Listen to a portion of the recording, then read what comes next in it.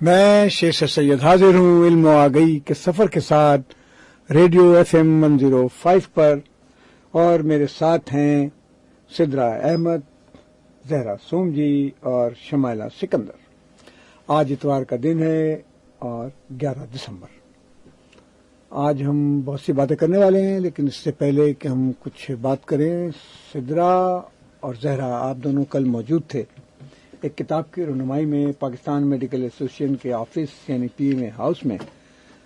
کیا تجربہ رہا آپ کا اس کتاب کے بارے میں یا اس تقریب کے بارے میں؟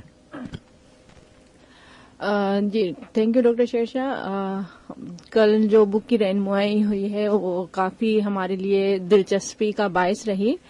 اس کتاب جو ہے چائنا کی ڈیولپمنٹ کے بارے میں تھی، اور یہ جو رونمائی تھی اس میں کافی نیو ٹرمز سیکھے ہم نے، اور ہم نے سیکھا کہ کس طرح چائنا نے اپنے جب پرابلمز تھی تو کس طرح انٹرنسک سولوشنز لائے اور کس طرح ترقی کی طرف وہ بڑھے۔ اس کے علاوہ انہوں نے اپنے لوگوں کو پروٹیکشن دینے کے لیے کس طرح کے ریفارمز بنائے۔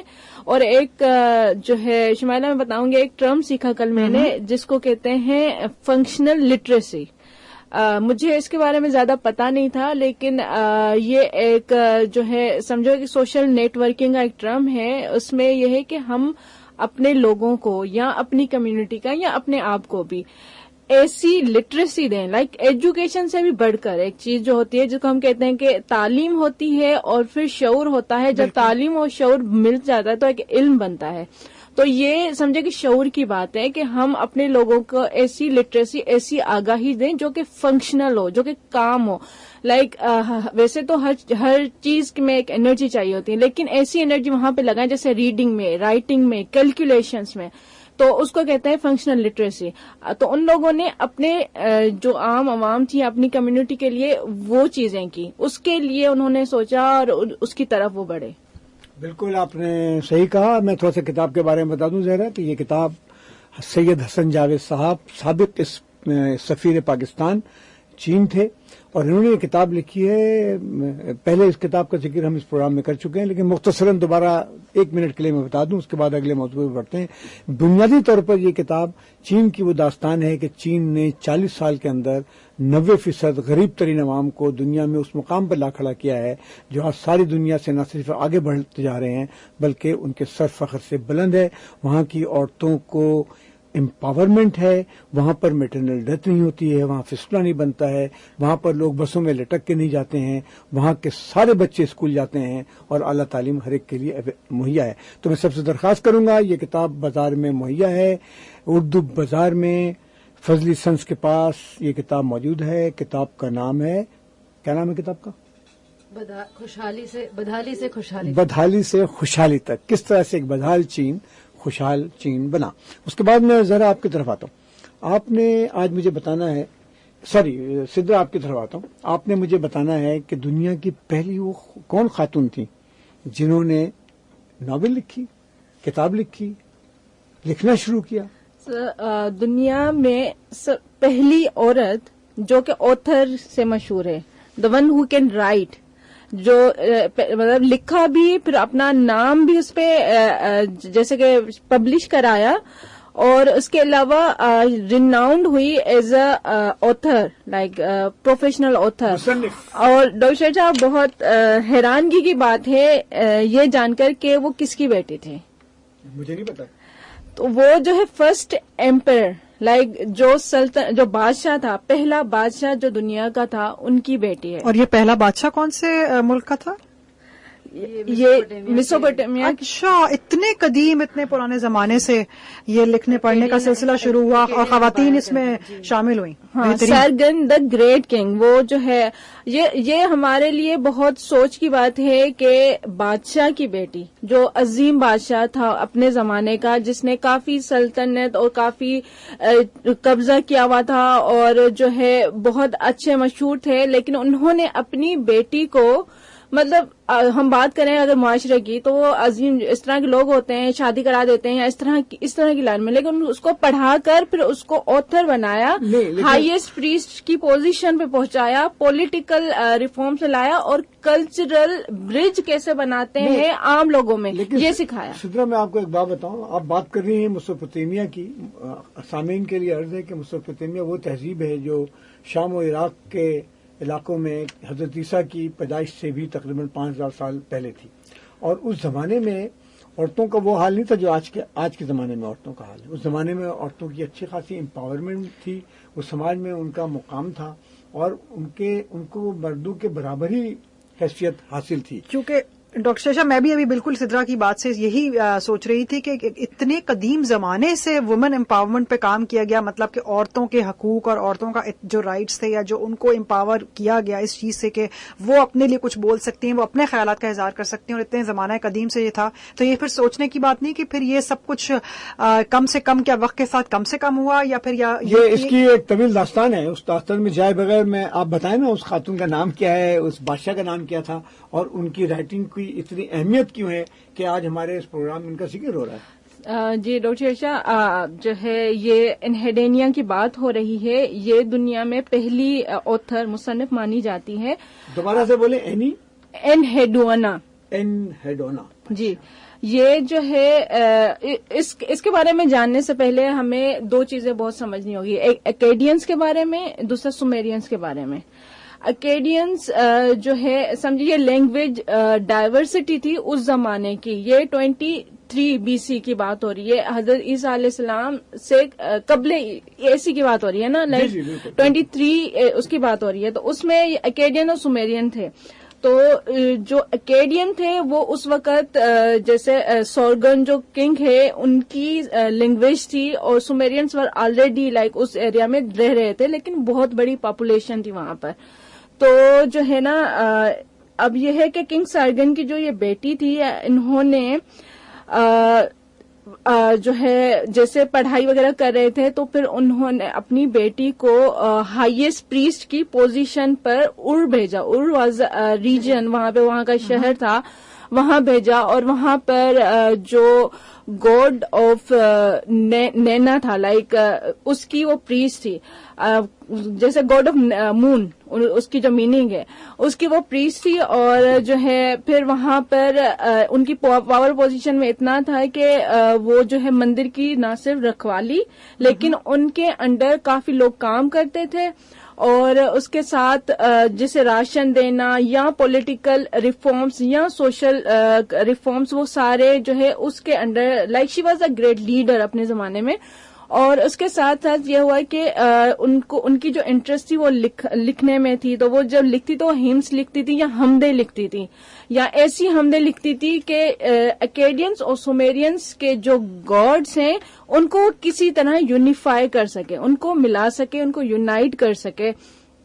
تو انہوں نے ایک ہے کہ انہوں نے مور دین 42، لیکن 42 از لائک اے ایڈیم. جیسے ہم کہتے ہیں نا مجھے 42 کام ہے، اس کا مطلب یہ نہیں کہ 42 ہیں، 100 کام ہیں. تو انہوں نے بہت ساری اس طرح حمدیں وغیرہ لکھی. پھر جس طرح وہ اس طرح ساری پولیٹیکل اور سوشل اور ساری چیزیں کر رہی تھی، اور مقصد صرف تھا یونائٹ کرنا ان دو نیشنز کو. پھر ہوا یہ کہ یہ کرتے کرتے ان کے جو ہے پولیٹیکل جو ہے جھگڑا شروع ہو گیا تھا. وہاں پر ایک آرمی تھا جس کا نام لیوگول ہے، شاید لیوگول نے جو ہے ان کے خلاف سازش کی اور ان کو ارس جو وہاں سے جلا وطن کر دیا اور یہ کہا کہ آپ یہاں سے ختم ہو جائیے. تب ہوا جب سارگان کی ڈیتھ ہو چکی تھی، لائک ان کے فادر کی ڈیتھ ہو چکی تھی، تو ان کو نکال دیا گیا. جب وہ نکلی تو پھر اب that was a great despair, like مایوسی کی بات تھی، لیکن وہ مایوس نہیں ہوئی. انہوں نے سب سے پہلے پوری دنیا کو یہ بتایا کہ آپ اپنی ایموشنز کو یا اپنے اس طرح کے ٹراماز کو کس طرح لکھ سکتے ہیں اور اس کو کیسے بیوٹیفائی کر سکتے ہیں. انہوں نے اپنی ان ساری چیزوں کو لکھا. انہوں نے لکھا کہ کس طرح وہ جب ہائیسٹ پریسٹ کی پوزیشن پر تھی تو کس طرح وہ محسوس کرتی تھی یا لوگ کس طرح ان کو محسوس کراتے تھے، جو کہ آج تک ریلیٹیبل ہیں. پھر اس کے بعد وہ جو گاڈ آف نین ہے جن کو وہ اپنا مینٹور مانتی تھی، ایک ان کی ایک پوئم ہے. میرا خیال ہے ہمارا وقفے کا وقت ہو گیا ہے، اور وقفے کے بعد ہم دوبارہ حاضر ہوتے ہیں علم و آگہی کے سفر کے ساتھ ریڈیو FM 105 پر.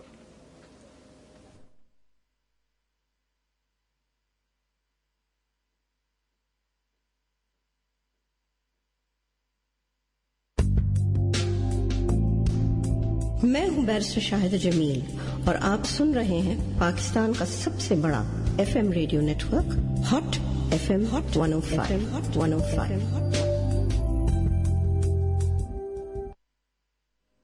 ہم دوبارہ سے حاضر ہیں علم و آگہی کے سفر کے ساتھ، اور آپ بات کر رہی تھیں، جلدی سے بتائیں ہمیں انیڈونیا کے بارے میں، جو کہ پہلی خاتون رائٹر ہیں. جی ڈاکٹر، میں یہی بتا رہی تھی کہ انہوں نے جتنی بھی پوئمز لکھی اس کے بعد پہلے تو ہمس اور حمد وغیرہ لکھتی رہی تھی تاکہ ان کو یونائٹ کر سکے. پھر اس کے بعد ایگزالشنز کے بعد کہ کس طرح اس چیز نے اس کو افیکٹ کیا، اور جو ہے اس نے اپنے بارے میں لکھا. اس کے بعد انہوں نے اپنے گاڈ آف نینا کے بارے میں لکھا کہ وہ ان کو مینٹور مانتی تھی، اور how my cries were unheard, like کس طرح جب میں بولتی رہی وہ نہ سنا کیا گیا. اور پھر جو ہے انہوں نے ایک پوئم لکھی ہے جو کہ میں بتانا چاہوں گی، جو کہ بہت اچھی ہے تاکہ جس سے لگے کہ کتنی ریلیٹیبل ہے، جو آج تک اتنی صدی پرانے، like it's been more than 3000 years, پر ابھی تک ہم اس کو پڑھ بھی رہے ہیں اور آج تک ہمارے لیپ ٹاپ میں پڑھی جاتی ہے، اور بہت ساری ایسی آرگنائزیشنز ہیں جو کہ ان کے نام سے ہیں. وہ کون سی ہے؟ یہی انہیڈانا کے نام سے ہی ہے. I carried the basket and sang the work songs. Like میرے پاس ایک باسکٹ تھی اور پھر میں کام کرتی تھی. Funeral offering were brought as if I never lived. جیسے میں کبھی زندہ ہی نہیں تھی، مجھے ایسے ختم کیا گیا. I approached the sun but the sun burned me.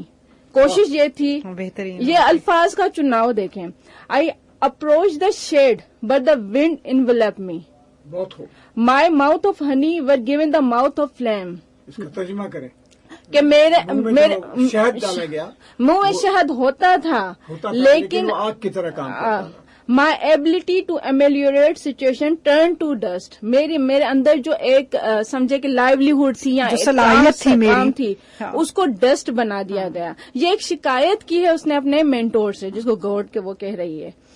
تو اب وہ لکھائی میں آرٹ کیسے ہوتا ہے یہ، یا اس کو کیسے بیوٹیفائی کرتے ہیں، اس میں کیسے ایموشنز ڈالتے ہیں، یہ اس زمانے میں انہیڈانا نے بتائی. لیکن یہ ابھی ختم نہیں ہوا. جیسے ان کو نکالا گیا، پھر ان کے ہی اپنے کزن نے دوبارہ جنگ ریفارمز کر کے ان کو واپس وہی پاور آف پوزیشن میں وہ لائے، اور اس کے بعد اس ساری ایگزالشن کے بعد بھی 40 سال تک وہ as a highest priest of position پہ رہی، اور سم ہاؤ کامیاب رہی ان لوگوں کو یونائٹ کرنے میں. ان کے گاڈس کو کہتے ایک ٹرم ہے ٹو ہیومنائز دا گاڈس، کہ کس طرح کے اس زمانے میں جو لوگ جو گاڈس ہوتے تھے ان کو ہیومنائز کیا، جو ہے اس میں کافی کامیاب رہی. اور ان کی جو لکھائی تھی اس کے اسکلپچرس ابھی تک موجود ہیں، اور ان کی لکھائی کو جو ہے ابھی تک ان کی جو ہے نمائش لگتی ہے، لوگ جاتے ہیں، اور اس کے علاوہ ان کی جو اسٹوڈینٹس ہیں وہ پڑھتے بھی ہیں.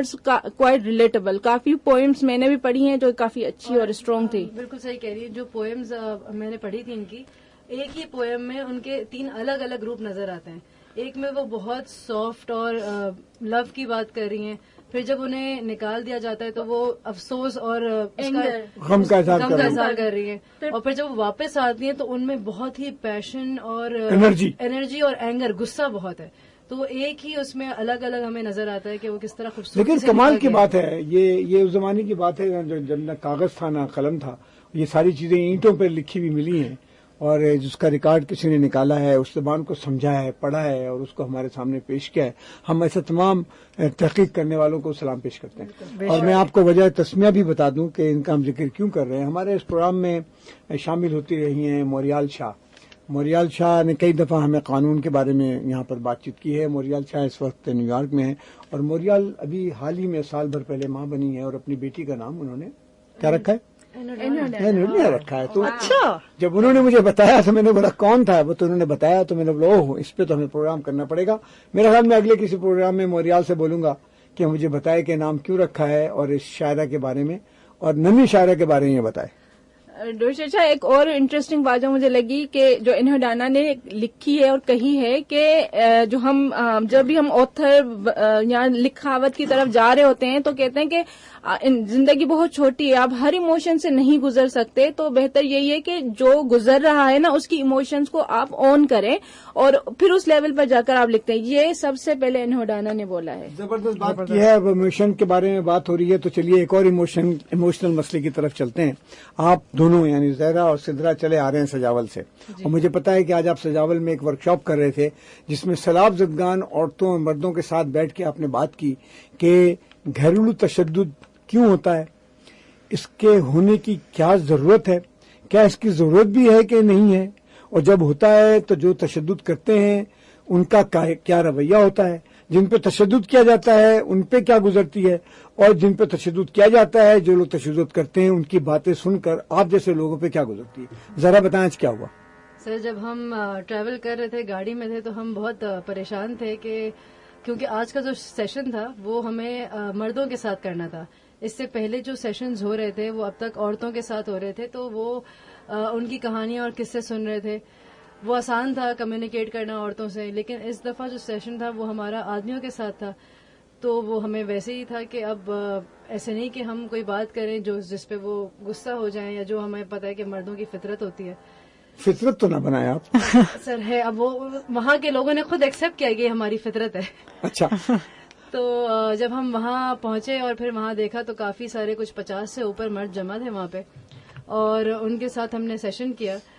तो बड़ी खूबसूरती से डॉक्टर सिद्रा लेके चली थी। शुरू में उन्होंने बात बिल्कुल नॉर्मल उससे की थी कि हम कितना कमा लेते हैं एक दिन में, और फिर आदमियों की कैरेक्टरिस्टिक्स उन्होंने पूछी थी कि क्या क्या होती हैं।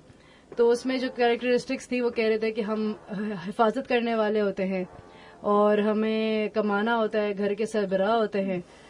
और फिर उन्होंने एक और बात कही थी कि जैसे वो कह रहे थे कि हमें सख्त होना होता है।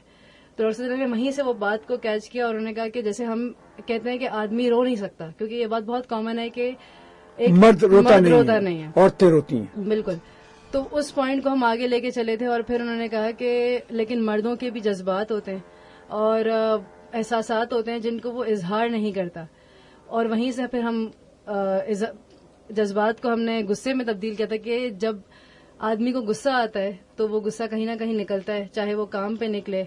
और बात यह है कि शायद आदमियों को उनसे एम्पैथाइज भी हमने किया, उनकी जो जिस तरह वो मुश्किलात से गुजरते हैं काम पर, जितनी बातें वो सुनते हैं और फिर घर पे आते हैं और थोड़ी सी कमाई लाते हैं तो घर पे भी परेशानियां होती है कि इतने बच्चे हैं, इतने सारे लोग हैं खाने वाले। तो उससे एम्पैथाइज करते हुए फिर हमने ये बात की कि जब आपको गुस्सा आता है और आप अपनी बीवी पे हाथ उठाते हैं तो यकीनन आपको बुरा बहुत लगता होगा।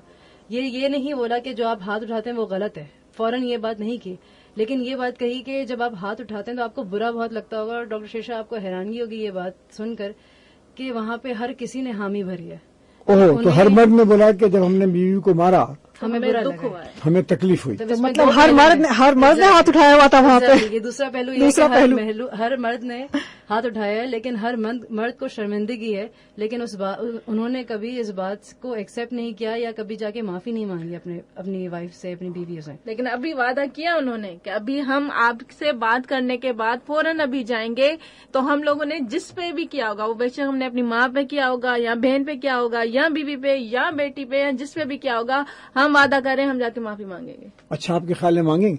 अब वो तो अब आगे की सर चीजें ना टाइम लेती हैं, अब फौरन रिजल्ट नहीं आएंगे इन चीजों के। द थिंग इज कि उनका रिसेप्टिव होना, उनकी बातों को समझना, वो जो कहते हैं ना किसी के दिमाग में एक सांचा तैयार करना। अगर मुझे ऐसा लगता है कि हम यहाँ किसी जगह जाकर ये भी कर लेते हैं ना, ये भी बहुत अचीवमेंट है। इमोशनल रीडायरेक्शन करना किसी को, बिल्कुल। आई थिंक फिलहाल तो सिर्फ यही टास्क है। उनमें से किसी ने ये नहीं कहा कि मर्द तो हाथ उठाते हैं या हम बीवी को मारना तो तो जायज है। ये इसमें से किसी ने ऐसी बात नहीं की, जो कि बहुत अच्छी साइन है कि वो ये बात मानते हैं कि ये बात गलत है कि आदमी को या किसी भी इंसान को हाथ नहीं उठाना चाहिए। तो ये आई थिंक फर्स्ट स्टेप्स हैं जो कि लिए गए हैं, और ये बहुत ही मतलब मुझे ये रिस्पांस एक्सपेक्टेड नहीं था कि ऐसा रिस्पांस मिलेगा। सबसे पहले तो ये बड़ी अच्छी बात है कि आप दोनों मुस्तकिल इस काम में लगे हुए हैं कि सैलाब ज़दगान के इलाकों में जा करके جینڈر بیس وائلنس یعنی جنسی بنیادوں پر جو تشدد ہوتا ہے اس کے بارے میں بات کرتے ہیں. کبھی آپ خواتین کے ساتھ میٹنگ کر رہے ہیں, کبھی مردوں کے ساتھ میٹنگ کر رہے ہیں, کبھی کمبائنڈ میٹنگ کر رہے ہیں, اور آپ لوگ بار بار مجھے آ کے بتا رہے ہیں کہ یہ بہت معاملہ کامن ہے. بہت سی عورتوں کی پٹائی ہوتی ہے, چاہے وہ مائیں ہوں, چاہے وہ بیویاں ہوں, چاہے وہ بیٹیاں ہوں, چاہے وہ بہنیں ہوں. اور یہ بات مجھے سمجھ میں نہیں آتی ہے کہ ہم لوگ معافی مانگنے میں بہت ہی کنجوسی کا مظاہرہ کرتے ہیں, معافی نہیں مانگتے. لیکن اگر ان لوگوں نے کہا ہے کہ وہ معافی مانگیں گے تو یہ بڑی بات ہے. پہلے اپنی, جیسے کل کی میٹنگ میں بھی یہی بات ہو رہی تھی کہ پہلے اپنی غلطی تسلیم کریں, اور غلطی تسلیم کرنے کے بعد اس کی معافی مانگیں, اور اس کے بعد اس کی تصحیح کریں. میں آپ کو بتاؤں کہ آج صبح 6:30 بجے میں اور ہمارے کچھ مہربان کراچی سے نکلے اور حالی جی لیک پہنچ گئے.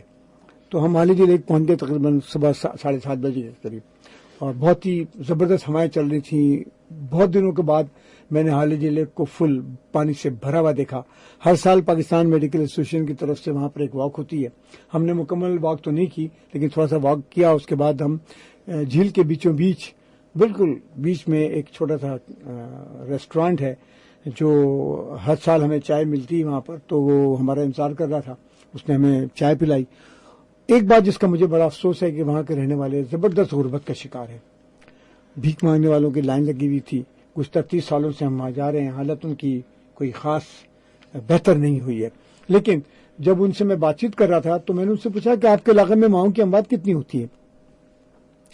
وہ کہنے لگے ماؤں کی اموات تو ہوتی ہے زندگی کے دوران, لیکن بابا بات یہ ہے کہ جو اللہ کی مرضی ہوتی ہے وہی ہوتا ہے. جس نے مرنا ہے وہ مر جائے گا, وہ کہیں بھی ہو. تو ایسی باتوں میں کافی ہم تقریباً 1.25 گھنٹہ وہاں بیٹھے رہے, 2 دفعہ چائے پی, اور ان سے میں نے پوچھا کہ یہ بتائیں کہ عورتوں کی پٹائی کتنی ہوتی ہے. تو وہ ہنسنے لگے. ان کے ہنسنے کا انداز ایسا تھا جس سے مجھے لگا کہ یہ ضرور پٹائی کرتے ہوں گے, اور آپ لوگوں کا تجربہ بھی یہی ہے. میرے خیال میں جو عورتوں پر وائلنس ہے وہ ایک, میرے خیال میں انسانیت کے خلاف ایک کرائم ہے.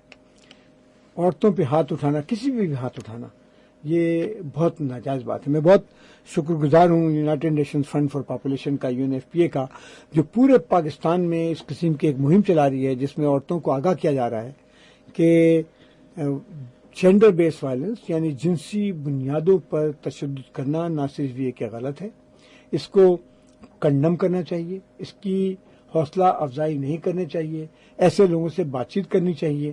اور آپ لوگوں کا تجربہ بالکل صحیح ہے کہ بہت سے لوگ جب یہ ریئلائز کرتے ہیں کہ یہ نہیں کرنا چاہیے تو وہ نہ صرف یہ کہ اس بات کا اظہار کرتے ہیں کہ وہ اس بات پر نالاں ہیں, ناخوش ہیں, ان کو موقع لگے گا تو جس پر انہوں نے تشدد کیا ہے اسے معافی بھی مانگیں گے.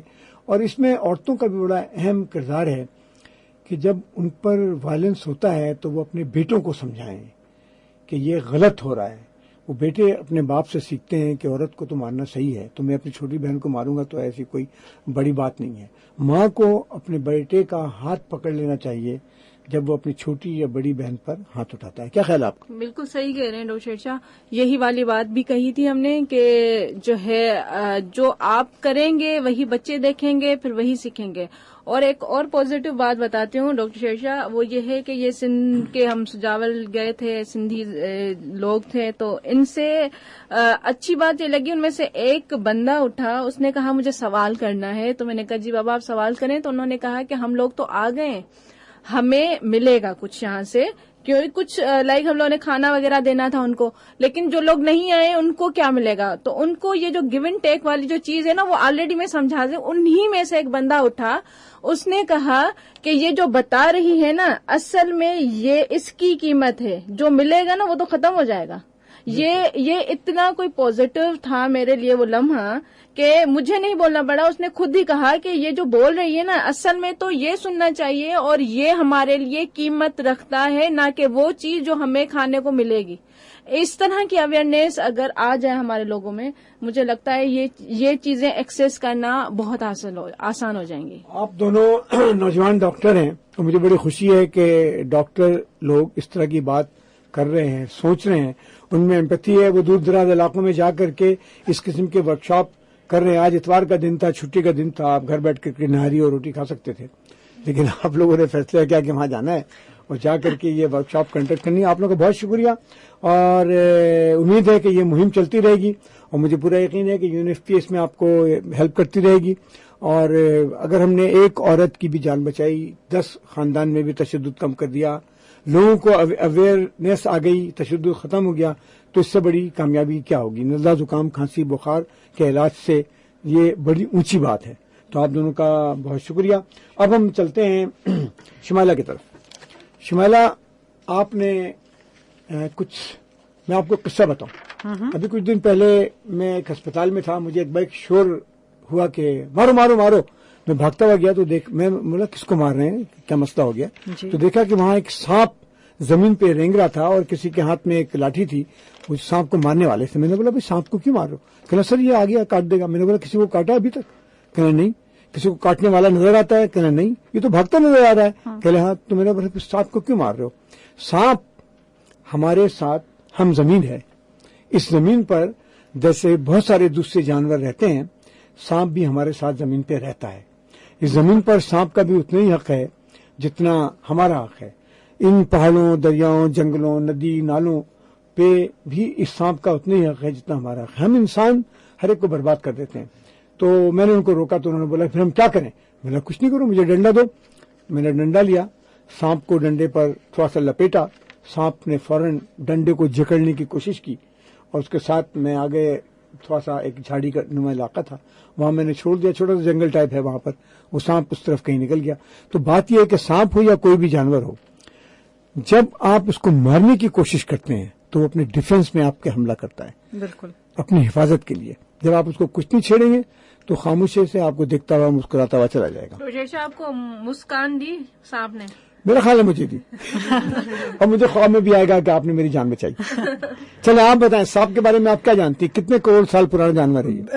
پہلے تو میں آپ کو بتاؤں گی, تھینک یو ڈاکٹر شیشا, آپ نے بالکل صحیح کہا. یہ جتنی آپ نے معلومات دی میں تھوڑی سی اسی بھی بات کرنا چاہوں گی, لیکن میں سننے والوں کو سب سے پہلے یہ بتانا چاہوں گی کہ سانپوں کا تعلق رینگنے والے جو کیڑے جنہیں انگریزی میں ریپٹائلز کہا جاتا ہے ان سے ہے. اور یہ تو مجھے بھی معلوم نہیں تھا کہ سانپوں کو چھپکلی کے خاندان سے ان کا تعلق ہے, اور کیونکہ چھپکلیاں بھی وہی رینگنے والی ہوتی ہیں تو یہ پہلے ان کو کہا جاتا ہے کہ یہ ایوالو کیے, مطلب کہ پہلے یہ ایک چھپکلی کی ایک فارم تھی جو ایوالو ہوتے ہوتے جب بہت ساری چینجز آتے رہے ان کی فارم کے اندر, تو ان میں سے ایک فارم جو ہے وہ سانپ بن کے, اور سانپ بن گئی, اور پھر اس طرح سے سانپوں کا سانپ شروع ہوئے دنیا میں. اور اگر ہم ہسٹری کی بات کریں کہ کتنے ہزاروں سال, تو یہ ان کی ہم ہسٹری جو میں نے پڑھی اس کے مطابق اراؤنڈ 163 ملین, مطلب 162 کے 63 سال ملین ایئرز اگو جو ہے یہ کوئی مڈل جوریسک ایک ایپک مطلب پیریڈ ہے یہ, جو کہ بہت سال پرانا ہے. تو اس میں سب سے پہلے دریافت کیے گئے, اور ان میں سے بھی جو سب سے پرانے اگر آپ سانپوں کے جو فاسلز یا جو باقی اجات ملتے ہیں ان سے پتہ لگتا ہے کہ یہ سب سے پہلے انگلینڈ میں ان کا پتہ لگا لوگوں کو. اس کے بعد اب میں اس بات پہ آؤں گی کہ سانپوں کی جو ہیں وہ 3000 سے زیادہ سپیشیز ہیں, یعنی کہ ٹائپس ہیں, کائنڈز ہیں, اور یہ دنیا میں ہر جگہ پائے جاتے ہیں. لیکن یہ بھی مجھے معلوم جب ہوا تو حیرت ہوئی کہ یہ کچھ ایسی جگہیں بھی دنیا میں ہیں جہاں پہ یہ سانپ نہیں ہوتے, اور جیسا کہ انٹارکٹیکا یا پھر آئس لینڈ یا Greenland and even England کے قریب جو ملک آئرلینڈ ہے, آئرلینڈ میں بھی سانپ جو ہے وہ نہیں ہوتے. تو اس سے پڑھ کے بارے میں بڑی کہانی بھی ہے. اچھا, یہ کہانی تو چلے اگر آپ ہم سے شیئر کریں چھوٹی سی. کہا جاتا ہے کہ آئرلینڈ میں بہت سانپ ہوتے تھے, لوگ بڑے پریشان تھے. اچھا. تو پھر وہاں پر ایک سینٹ آئے, اچھا, ایک پریسٹ آئے, انہوں نے سانپ کو کچھ سمجھایا. اچھا. اور سانپ ان کے کہنے میں آ کر سمندر میں چلے گئے. اچھا. تو اس سینٹ کی یاد میں کچھ بات بھی منائی جاتی ہے. اسی سے آگے میں آپ کو تھوڑا سا باغی سانپ نہیں تھا جو وہیں رک گیا. بغاوت تو انسان کرتے ہیں، جانور بغاوت نہیں کرتے. یہ آپ نے ویسے ڈاکٹر سدرا خوب کہا. تو خیر جہاں اب جو سر آپ نے شروع میں جو بات کی تھی سانپوں کے بیچاروں کے اوپر جو ظلم کیا جاتا ہے اور ہر سانپ کو یہ سمجھا جاتا ہے کہ وہ جو ہے خطرناک ہے اور اس سے ہمیں نقصان ہوگا اور ہم اس کے پیچھے اسے مارنے پر ہر انسان تل جاتا ہے، تو میں نے سوچا کہ اس پروگرام کے ذریعے تھوڑا سا سانپوں کا مقدمہ بھی لڑا جائے اور یہ لوگوں کو بتایا جائے کہ وہ بیچارہ ہر سانپ جو ہے ایسا نہیں ہوتا کہ جس کو صرف دیکھتے ہی اور ہم اس کے اوپر شور مچائیں، اس سے ڈر جائیں اور اس کو مار دیں. یہ ایک طریقے کا فیئر کریٹ کیا گیا ہے. بہت ساری سانپوں کی ٹائپس ہیں، لیکن جس طرح میں آپ کو بتا رہی ہوں کہ 3000 اگر قسمیں ہیں تو ان میں سے صرف اور صرف جو میرے پڑھنے میں آیا صرف 600 اقسام ایسی ہیں جو کہ زہریلے سانپ ہوتے ہیں، اور ان میں سے بھی جو یہ بڑی 6000 نہیں.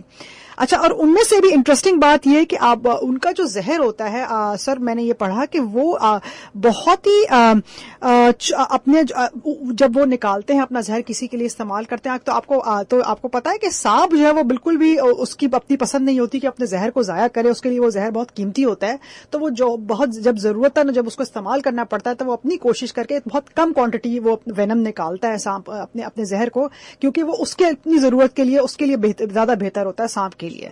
تو یہ اپنا کنٹرول رکھتے ہیں اپنی، جب بھی کسی کو کاٹتے ہیں یا اگر ان کو انجیکٹ کرنا پڑتا ہے تو بہت کنٹرول فارم میں یہ اپنا زہر دیتے ہیں کہ یہ کہتے ہیں کہ ہم اپنا زہر کیوں ضائع کریں وہ انسانوں پر. جی بالکل. اچھا، دوسری بات یہ کہ یہ جس طریقے سے ڈاکٹر شاہ بات کر رہے تھے کہ جو ڈیفنس میکینزم، بالکل صحیح بات آپ نے کہی کہ سانپ اس صورت میں کہ جب آپ ان کی ٹیریٹری یعنی کہ جو بھی جب ان کو یہ لگے کہ ان کو کوئی خطرہ ہے واقعی میں اور ان کو کوئی پکڑنے کے لیے آ رہا ہے، ان کو کوئی مارنے کے لیے آ رہا ہے، یہ اس ٹائم انسان کو مارنے کی کوشش کرتے ہیں یا کسی بھی سامنے والے کو مارنے کی کوشش کرتے ہیں، کسی بھی اور مخلوق کو جو ان کی طرف حملہ آور ہو. ادروائز سانپ جو ہیں اپنی طرف سے بڑے پرسکون طریقے سے رہتے ہیں. وہ بیچارے جو 600 جو اسپیشیز ہے جو کہ زہریلی ہے وہ بھی اس وقت تک حملہ آور نہیں ہوتی جب تک کہ اس پہ کوئی حملہ نہ کرے. تو اس کے مطلب زیادہ تر سانپ جو ہمارے گھروں میں نکل آتے ہیں جی وہ زہریلے نہیں ہوتے ہیں. جی، ان بیچاروں کو مارنا بہت زیادہ. آپ یہ دیکھیے نا کہ 3000 اقسام میں سے صرف 600 ایسے ہیں، اور اس میں سے بھی جب وہ مارنے کی بھی کوشش کرتے ہیں تو وہ اپنا زہر تب بھی اپنا زہر محفوظ اپنے لیے کر رہے ہوتے ہیں. بالکل. تو ہمیں آج کا پیغام ہمارے لیے ہے کہ نہ صرف سانپوں کو بلکہ کسی بھی جانور کو نقصان پہنچانے کی کوشش نہ کریں. بالکل بالکل. جب تک کہ یہ جانور جو ہیں آپ پہ حملہ آور نہ ہو. اور عام طور پہ کوئی بھی جانور آپ پہ حملہ آور نہیں ہوگا جب تک کوئی شک نہ ہو کہ آپ اس کی جان لینے والے. بالکل بالکل. اور زہریلے سانپوں میں چند جو اقسام ہے اس میں ایک ریٹل سنیک میں نے پڑھا اور ایک مامبا جو افریقہ میں ہوتا ہے، اور ہماری سائڈ پہ پورے ایشیا میں ایک کنگ کوبرا، وہ جو بچپن سے ہمیں تو صرف ایک کوبرا سانپ کا پتا ہوتا ہے کیونکہ ایشینز کے اندر جو سب سے کامن ٹائپ جو زہریلے سانپ کی ہے وہ کنگ کوبرا کی ہے. اچھا، اس کے علاوہ میں اب آپ کو آپ سر نے بات کی سینٹ کی کہ ایک پادری یا جو بھی پریسٹ تھے وہ آئے اور انہوں نے کہا، تو میں کچھ تھوڑا سا سامعین کے ساتھ ریلیجیس ایسپیکٹ یعنی کہ جو مختلف مذاہب کے اندر سانپ کی کیا اہمیت ہے اس پہ بات کرنا چاہوں گی. اور کئی جگہ پہ سانپوں کی پوجا کی جاتی ہے، جیسے قبل مسیح مطلب 10,000 سال قبل مسیح میں پڑھ رہی تھی کہ تب اس وقت سے جو ہے سانپوں کی کئی جگہ پہ سانپوں کو بہت زیادہ ان کی پوجا کی جاتی ہے، ان کی بہت عزت ہوتی ہے ان کے مذاہب کے اندر. اچھا، دوسری بات یہ کہ جو سانپوں کے بارے میں مجھے یہ بڑی انٹرسٹنگ بات لگی کہ کیوں ایسا ہے کہ ان کو ریلیجیسلی ان کو اتنی امپورٹنس ملی، کیونکہ یہ جو ان کے چند ایسپیکٹس ہیں نا کہ آپ کو پتا ہے کہ سانپ جو ہے وہ اپنی اپنی جو کھال ہے وہ اتار دیتا ہے اور اس طرح اس کی فارم چینج ہو جاتی ہے. قدرت نے سانپ کے اندر یہ چیز ابیلٹی رکھی ہے. اچھا، دوسری بات یہ کہ بہت سارے سانپ زیادہ تر ان کی جو آنکھیں ہیں وہ کیونکہ کانسٹنٹ ہوتی ہیں تو وہ اوپن رکھتے ہیں اور وہ اپنی آنکھوں کو گھما نہیں سکتے آئیلٹس کی وجہ سے، تو وہ ان کو امورٹیلٹی یعنی کہ کبھی نہ ختم ہونے والی چیز سے ریلیٹ کیا جاتا ہے. دوسرا کیونکہ یہی جیسے کہ جب یہ اپنی اپیرنس کو کیونکہ ہر جگہ جلدی سے فوراً سے اتنی موومنٹ اتنی ان کی فاسٹ ہے کہ کیونکہ جلدی سے غائب ہو جاتے ہیں کہیں پہ بھی، تو اس لیے اس کے لیے ہم نے سانپ کو ریلیٹ کرنا شروع کر دیا انسان نے جادوئی چیزوں سے کہ جو ہے نا کیوں ایسی باتیں ہیں کہ جادو اور ان چیزوں میں سانپوں کا ذکر ہوتا ہے. اچھا، اب جہاں مذہبوں کی بات ہے تو قدیم یونان میں سانپوں کو باقاعدہ ان کو یہ درجہ حاصل تھا کہ ان کو میڈیسنل افیکٹس مطلب ان کو ایز این ہیلر کہا جاتا تھا کہ سانپ کا نشان جو تھا وہ یہ تھا کہ یہ میڈیسن کے گاڈ ہیں. مطلب کہ ایک ایسکلپسس کر کے گاڈ آف میڈیسن تھے. ان کے یہ زمانہ قدیم یعنی کہ یونان کی بات ہو رہی ہے, تو ان کا ایک ڈنڈا تھا اور اس ڈنڈے کے اوپر ایک لپٹا ہوا سانپ تھا, جس سے یہ لوگوں کو پڑھنے والوں نے یہ جانا کہ اس زمانے سے ہی سانپ کو یہ خیال کیا جاتا تھا کہ اس کا صرف اس کا نشان یا یہ جو ہے بہت ہی میڈیسنل افیکٹ ہے کہ اس کے اندر ایک ہیلنگ ہے, شفا ہے. تو آج کے ڈاکٹروں کا جو نشان ہوتا ہے جی جو بہت ساری ایمبولینسز میں بھی آپ دیکھیں گے کہ یہ نشان ہے, یہ اس زمانے سے چلا آ رہا ہے. اچھا, ہندوازم کے اندر تو سانپ کو آپ کو جیسے کہ معلوم ہوگا کہ باقاعدہ بہت سارے ایسے ناگ دیوتا کہلاتے ہیں, بالکل, اور ان کی پوجا کی جاتی ہے, اور ان کے جو لارڈ جو کہ ان کا شیو بھگوان ہے, شیوا, تو ان کی تصویر اگر آپ دیکھیں تو ان کے ساتھ سانپ کا ان کی گردن میں لپٹا ہوا ایک سانپ ہوتا ہے, تو جس سے جی بالکل آپ نے صحیح کہا. تو اور اس کے علاوہ ان کا ایک ناگ پنچامی کر کے ایک بہت بڑا فیسٹیول ہوتا ہے, جس میں یہ لوگ کیا کرتے ہیں کہ یا تو لائیو یعنی کہ زندہ سانپوں کو اصل میں, یا پھر ان کی تصاویر کی رکھ کر اس کی پوجا کرتے ہیں. تو اتنا زیادہ سانپوں کی اہمیت ہے. اچھا, ایک اور انٹرسٹنگ بات کہ کرسچینٹی اور جیوڈزم یعنی کہ عیسائیوں میں اور یہودیوں کے اندر جو سانپ کو یہ جو اب میں اس اسپیکٹ پہ آ رہی ہوں کہ ہم کیونکہ شیطان کے ساتھ سانپ کا یہ جو کانسیپٹ ہے کہ ہم ایولنس یعنی کہ شیطانیت کو اور کی جب بات کرتے ہیں تو ہم فوراً سانپ کا ذکر لے آتے ہیں اور ہم سمجھتے ہیں کہ سانپ صرف ایول ہے. تو یہ کانسیپٹ کہاں سے آیا؟ تو یہ میں پڑھ رہی تھی کہ یہ کانسیپٹ اسلام سے بھی پہلے کرسچینٹی اور جیوڈزم یعنی کہ یہودیوں میں اور عیسائیوں کے اندر جو ایول کی یہ جو ہمارا ایک جو کہ قرآن میں بھی جو واقعہ ہے, نہیں میں آپ کو اس واقعے سے بتانا چاہ رہی ہوں کہ انسانیت کا کہ ہر مذہب میں جو واقعہ نہیں ہے کہ جو آدم اور حوا یعنی ایڈم اور ایف کو جو جس شیطان نے آ کے, جو کہ کرسچنس کے مذہب میں بھی ذکر ہے اور جوڈزم میں یعنی یہودیوں میں بھی ہے, کہ وہ ایڈم اور ایو یعنی کہ آدم اور حوا جو ہمارے یہاں کانسیپٹ ہے کہ ان کو آ کے شیطان نے بہکایا تھا اور کہا تھا کہ اس جو درخت ہے ادھر سے جو فوربیڈن ٹری جس کو انگریزی میں کہتے ہیں کہ اس درخت کی طرف مت جانا, اور اس کا پھل جو کہ منع کیا گیا ہے, خدا نے منع کیا اس کو مت کھانا, تو وہ انہوں نے کھایا تو اس دنیا میں. اور یہ جو سارا کانسیپٹ ہے تو وہ جو ایول کی تصویر تھی نا, تو ان کی کتابوں کے اندر یعنی کہ بائبل کے اندر بھی اور ان کی جوڈزم کی کتاب کے اندر بھی وہ جو شیطان کی جو ڈپکشن یعنی کہ جو تصویر بتائی گئی ہے وہ سانپ کی شکل میں بتائی گئی ہے. تو اس لیے یہ سانپ کو ہم لوگ کی پوری دنیا میں ایک کانسیپٹ یہ جو ہے نا کہ جہاں کے سانپ جو ہیں بہت ایول ہوتے ہیں اور بس یہ ان کو مار دینا چاہیے, یہ نقصان پہنچاتے ہیں, تو یہ تب وہاں سے آیا. زبردست, آپ نے بڑی زبردست باتیں ہمیں سانپ کے بارے میں بتائی. کوئی خاص ایک بات بتانا چاہتی ہیں؟ اب چھوٹی سی بس اب ایسے ہی کہ سانپ کے جو ہمارے کے بہت سارے فوائد جو کہ چھوٹے چھوٹے ہیں ان بیچاروں کا, کیونکہ میں چاہ رہی ہوں کہ آج مقدمہ پورا ہی ہو جائے. بالکل, ان کی جو ہم سانپ کی طرف ہیں. ہاں جی, تو سانپ کی جو آپ لوگوں کو معلوم ہوگا کہ سانپ کی کھال سے جو ہے وہ بہت ساری دنیا میں بہت زیادہ خرید و فروخت ہوتا ہے, اور سانپ کی کھال سے دنیا میں بہت خوبصورت قسم کے پروڈکٹس بنتے ہیں جس کے اندر ظلم ہے بھائی, سانپ کا کھال نکال کر کے. ہاں ظلم تو ہے, لیکن یہ کہ مطلب پھر ہوتا ہے, مگر ظلم ہونے کے وہ بیچارے تو اس طرح دیکھیں نا مظلوم بھی ہو گیا کہ انہی کی کھال کو استعمال کر کے دنیا میں بہت بہت قیمتوں پہ بیچا جاتا ہے. ہم اس تجارت کے مخالف ہیں. بالکل, اور سانپ کے بالکل. اچھا, اس کے علاوہ پیٹ ٹریڈ یعنی کہ لوگ سانپوں کو پالنے کے لیے بھی اپنے ہم ان لوگوں کے ساتھ ہیں اور ان کی حمایت کرتے ہیں. اچھا, یہ تو اچھا ہے. اور آپ کو پتا نا جو سانپ چارمرز جو ہمارے ملک میں بھی بہت ہر جگہ آپ نے دیکھا ہوگا کہ جو بین بجا کے, اچھا جو کہ وہ جو سانپ کا ناچ دکھاتے ہیں بین بجا کر, اور پھر اس کے بعد ان سے پیسے ملتے ہیں. میری بہت سانپ والوں سے دوستی. اچھا, تو سانپ مطلب بیچارے, میرا کہنے کا بس مقصد مختصر یہ تھا کہ سانپ بیچارے ایسے نہیں ہیں کہ وہ صرف اور صرف ان کو دیکھا جائے. میں لوگوں سے گزارش کروں گی کہ جو بھی سن رہے ہیں کہ بلکہ میں خود بھی اپنے آپ یہ عمل کرنے کی کوشش کروں گی, کیونکہ مجھے بہت ڈر لگتا ہے خود بھی سانپوں سے. ڈرنے کی ضرورت ہے جب تک آپ حملہ نہیں کرتے. ضرورت تو آج جب میں نے پڑھا تو مجھے بڑی خوشی ہے کہ میرے علم میں بھی اضافہ ہوا, اور اللہ کرے کہ باقی لوگوں کے بھی علم میں اضافہ ہو کہ سانپ صرف مارتے نہیں ہیں بلکہ بہت سارے فائدے بھی ان کے.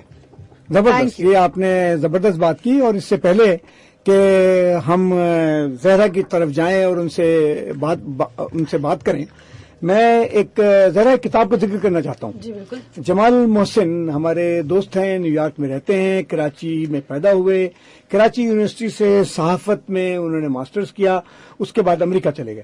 امریکہ جا کے انہوں نے اتنے سارے زیادہ کام کیے ہیں کہ یہ پروگرام ذرا کم پڑ جائے گا وہ کارنامے بتانے میں, تو میں وہ تو نہیں بتاؤں گا. لیکن میں ابھی خیرپور جا رہا تھا پچھلے ہفتے, تو جب میں ٹرین میں بیٹھا اور بیٹھنے کے فوراً بعد سدرا نے مجھے ریلوے اسٹیشن چھوڑا, تو ٹرین میں بیٹھتے ہی جو میں نے اپنا واٹس ایپ دیکھا تو اس میں جمال محسن صاحب کی PDF کتاب جس کا نام ہے امریکہ میں دائمی دھرنا مجھے موصول ہوئی. کتاب کا نام ہے امریکہ میں دائمی دھرنا. تو میں نے اس کو پڑھنا شروع کر دیا. جو پڑھا تو بڑی دلچسپ کتاب ہے. اس میں بہت ساری باتیں ہیں. کچھ ہیڈنگ جیسے میں آپ کو سناتا ہوں.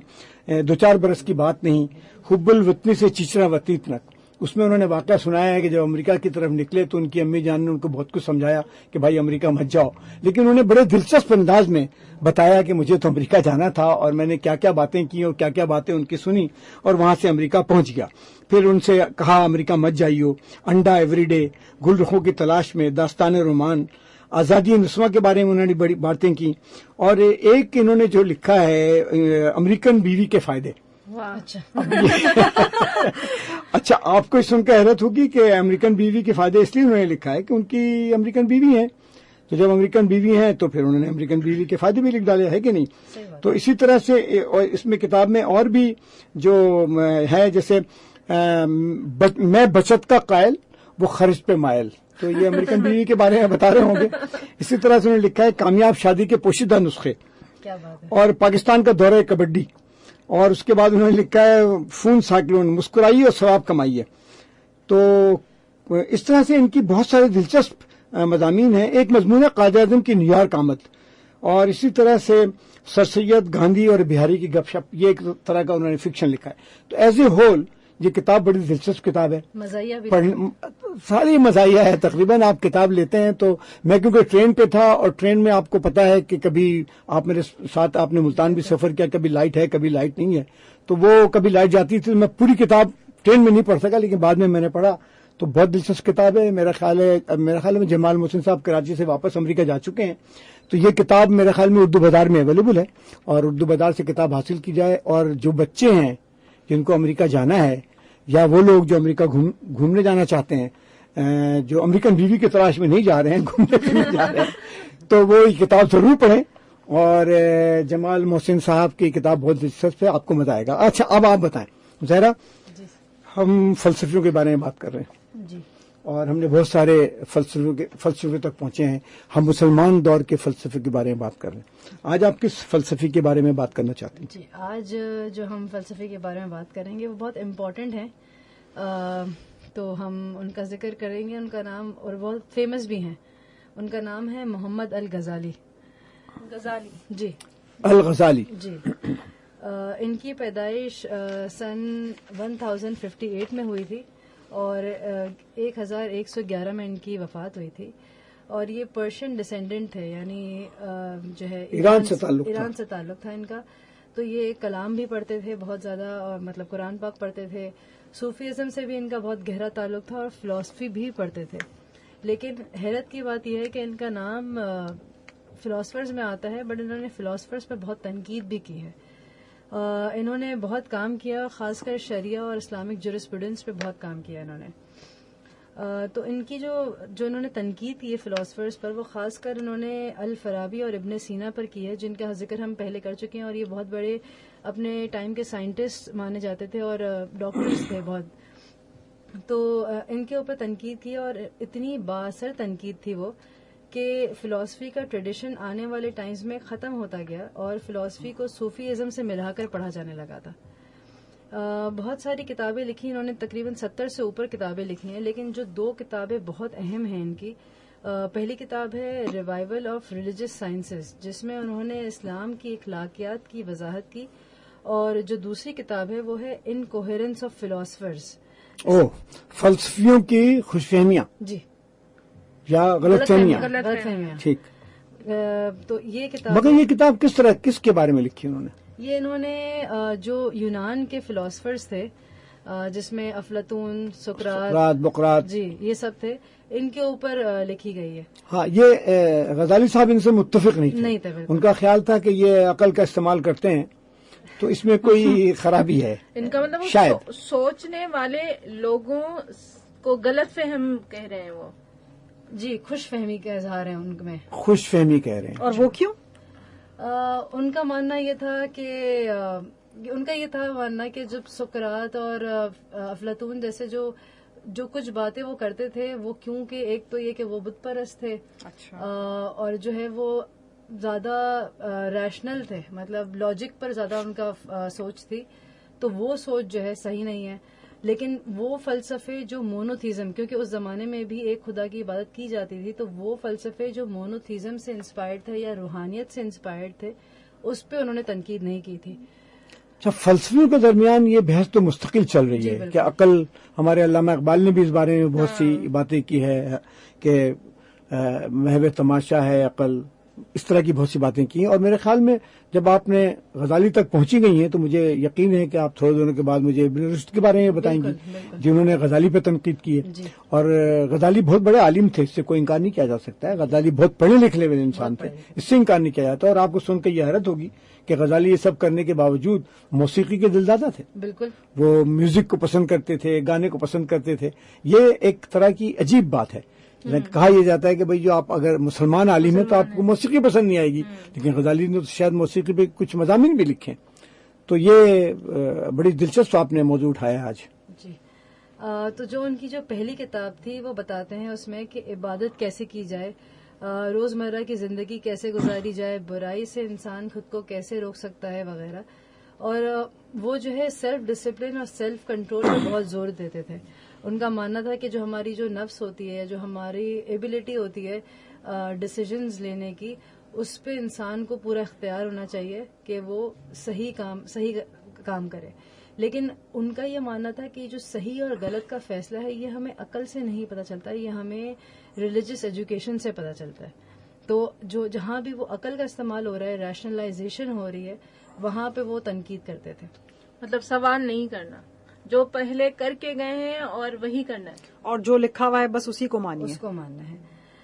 ان کا ماننا مگر ہے آپ انسان ہیں تو سوال تو کرنا پڑے گا. بالکل نہیں نا، تو کنٹرول کرنا ہے نا، وہ ساتھ میں سیلف کنٹرول بھی سکھا رہے ہیں. میرے خیال میں جب الغزالی نے اتنی کتابیں لکھی ہیں، اتنا کچھ لکھا ہے اور تنقید کی ہے، تو انہوں نے بھی تو سوال ہی کیا ہوگا. بہت سارے سوال آپ نے خود سوال کیے ہوں گے اور پھر ان کو جواب دیا ان ہوگا. کا جواب بھی دیا ہے. بالکل. تو کیمیائے سادات جو ان کی کتاب ہے اس میں بہت سارے مضامین، بہت سے موضوعات کو انہوں نے چھیڑا ہے، اور وہ سوال کیا ہے تبھی تو جواب بھی دیا ہے. بالکل. مجھے لگتا ہے کہ شاید ہم جب اب پڑھتے ہیں تو لوز ٹرانسلیشن ہے کہ یہ سوال نہ کیا جائے، کہ سوال کرنے سے تو انہوں نے منع نہیں کیا ہے. کیونکہ دیکھیں کہیں بھی میرے خیال میں ایسا تو نہیں لکھا ہوگا کہ بالکل کہیں پہ کہ لٹرلی کہ انہوں نے کہا ہے کہ سوال نہ کریں. نہیں ایسا تو یہ میرے خیال میں ایسا بھی ہو سکتا ہے کہ perception ہے. ان کے بارے میں مسکنسپشن اور پرسپشن بھی ہو سکتی ہے. نہیں، یہ جو ذرا آپ نے کہا کہ صحیح اور غلط جو ہے آپ کو خود سے پتا نہیں چلتا، یہ آپ کو کہیں سے ٹیلی کرنا ہوتا ہے. جی. یہ دیکھیں، ہم کہیں نہ کہیں مانتے ہیں نا کہ ہمارے پرنسپلز ہوتے ہیں، کچھ ہم کلچرل پرنسپلز ہوتے ہیں، ثقافتی ہوتی ہیں چیزیں جو ہم صحیح غلط سمجھتے ہیں. کچھ ہمیں گھر سے ملتی ہے تعلیم، کچھ ہمیں مذہب سے ملتی ہے. تو ان کا جو رجحان تھا، جو زیادہ انسپریشن تھی، وہ مذہب سے تھی. تو وہ یہ کہہ رہے ہیں کہ جو مذہب ہمیں سکھا رہا ہے صحیح غلط، وہی صحیح غلط ہے. اگر ہماری سوچ کہہ رہی ہے کہ یہ صحیح ہے، لیکن اگر مذہب اس کو غلط کہہ رہا ہے تو پھر آپ اس پہ کوشچن نہ کریں. وہ یہ بات اس پہ کوشچن کرنے سے منع کر رہے تھے. اچھا، ان کا یہ ماننا ہے کہ فلاسفرز کی سوچ اور ایتھکس بھی جو ان کی بھی سوچ ہوتی ہے، ان کی جو اخلاقیات ہوتی ہے، وہ بھی صوفیزم سے انسپائر ہوتی ہے اور ان سے ملتی جلتی ہوتی ہے. لیکن فلاسفرز پر وہ یہی تنقید کرتے تھے، اور وہ کہتے تھے کہ فلاسفرز کا ماننا ہوتا ہے کہ جو بھی سماج اور معاشرے کے لیے اچھا ہے وہ بہتر ہے. جبکہ امام غزالی جو ہے اس طرح کی بات نہیں کرتے تھے. وہ یہ کہہ رہے تھے کہ جو ریلیجن میں کہا جا رہا ہے وہی صحیح غلط ہے. اس کے علاوہ جو ہے وہ ریشنالٹی پہ وہ ضرور تنقید کرتے تھے کہ الگ سے ریشنالٹی نہیں استعمال کرنی، صحیح غلط کا نہیں سوچنا. لیکن وہ یہ ضرور کہہ رہے تھے کہ ریلیجن کو ریشنالٹی سپورٹ کرتی ہے. اچھا جی. یہ بھی خود ایک کانٹرڈکٹری بات ہے کہ ریلیجن کو ریشنالٹی سپورٹ کر رہی ہے، کہ ریلیجن میں آپ کو بتایا جا رہا ہے کہ آپ اپنی عقل کا استعمال کر سکتے ہیں، سوچ سکتے ہیں، آپ تفکر کر سکتے ہیں. تو مجھے یہی لگ رہا ہے کہ کہیں نہ کہیں ہم سمجھنے میں غلطی ہے. جی، سمجھنے میں غلطی ہے. جن لوگوں نے زندگیاں بتا دیں ان کو آپ 8 گھنٹے میں سمجھنا چاہتی ہیں، ذرا مشکل کام ہے. اور ہم یہاں بیٹھ کے ان کے اوپر تنقید تو نہیں کر سکتے. نہیں، تنقید کی بات نہیں ہے، لیکن ایگری اینڈ ڈس ایگری کا تو ہمارا سب کو رائٹ ہے نا. بالکل. جو دوسری کتاب ہے ان کی، جس میں وہ فلاسفرز کے اوپر تنقید کر رہے ہیں، اس میں وہ واضح طور پر یہ کہہ رہے تھے کہ ارسطو، سقراط، افلاطون اور دوسرے دیگر فلاسفرز جن کا تعلق ایران سے تھا، دراصل وہ کیونکہ بت پرست تھے اور کیونکہ اسلام نہیں تھا ان میں، تو وہ ان کو ہمیں، اور ان کی کوشش یہ تھی کہ وہ اسلام کو، جو دوسرے آنے والے فلاسفرز تھے وہ اسلام کو اور جو نیو پلیٹونس سوچ تھی یا جو افلاطون کی جو سوچ تھی اس کو وہ ملا رہے تھے. تو اس سے وہ منع کر رہے تھے کہ یہ سوچ کو نہ ملائیں، ان دونوں سوچوں کو نہ ملائیں. اس کے علاوہ جو ہے وہ یہ کہتے ہیں کہ جو مسلم فلاسفرز ہیں جیسے الفارابی اور ابن سینا، ان کے اوپر بھی یہی ان کی تنقید تھی کہ یہ تقلید کر رہے ہیں. یہ ایکچولی تقلید مطلب ان کی بات سے اگری کر رہے ہیں، کوئی نئی چیز نہیں لا رہے. تو وہ یہ کہہ رہے تھے کہ یہ افلاطون کی سوچ کی تقلید کر رہے ہیں، تو کیونکہ وہ کوئی نئی چیز نہیں ہے اور وہ بت پرست ہے، تو اس لیے جو ہے. دوسری بات، جو افلاطون کی فلسفی تھی ان کے نقطۂ نظر سے وہ اختلاف رکھتے تھے، کیونکہ افلاطون کا ارسطو کا ماننا یہ تھا کہ جو روح ہوتی ہے وہ اٹرنل ہوتی ہے، مطلب لا فانی ہے. جبکہ جو امام غزالی تھے وہ اس نظریے کے سخت خلاف تھے. وہ یہ کہتے تھے کہ روح بھی ریسرکٹ کی جائے گی، مطلب واپس سے آئے گی. جی، تو یہاں پہ بھی ان کی ایک سوچ میں اختلاف تھا. اس کے علاوہ الغزالی کا ماننا تھا کہ کائنات میں ہر چیز جو ہے وہ خدا کی مرضی سے ہے، یعنی وہ یہ مانتے تھے کہ انسان کی اپنی فری ول نہیں ہوتی. تو فری ول جو ہے نا ہماری کنسٹرینٹ ہوتی ہے، اور ویسے تو فری ول ہے، ہم ڈیسائیڈ کر سکتے ہیں کہ ہم یہ کام کریں یا نہ کریں، لیکن محض فری ول کچھ نہیں ہوتی. کیونکہ آگے جو انہوں نے جو ہے دنیا کی جو بنی ہے دنیا، اس کو تخلیق جو ہوئی ہے دنیا کی، اس کو انہوں نے واٹر کلاک کے مانند ایک ایگزامپل دیتے ہوئے کہا ہے. واٹر کلاک ایک ہوتی ہے جیسے جو ٹائم ڈائل ہوتا ہے، اس میں پانی، اگر ریت کی جگہ پانی ہو تو وہ ہم نے ایک پروگرام میں اس کا آپ کو یاد ہوگا کہ گھڑیوں کا ذکر کیا تھا، تو پھر ہم نے واٹر کلاک کے بارے میں بھی بتایا تھا. تو وہ واٹر کلاک کے مانند اگر دنیا کو لیتے ہیں تو وہ کہہ رہے ہیں کہ اس میں یہ کیسے بنائی گئی، اس کا کس نے حکم دیا، اس میں کوئی انرجی دی گئی ہوگی. تو جو دنیا کی جو تخلیق ہوئی ہے اس میں بھی خدا کا حکم تھا. پھر انہوں نے ایک قدا کا ورڈ استعمال کیا، قدا یعنی ڈکری، مطلب کہ کہ یہ لکھا گیا ہے کہ یہ ہونا ہے. اور ایک ورڈ ہے قدر یعنی پری ڈیسٹینیشن، کہ بھائی قضا اور قدر. جی.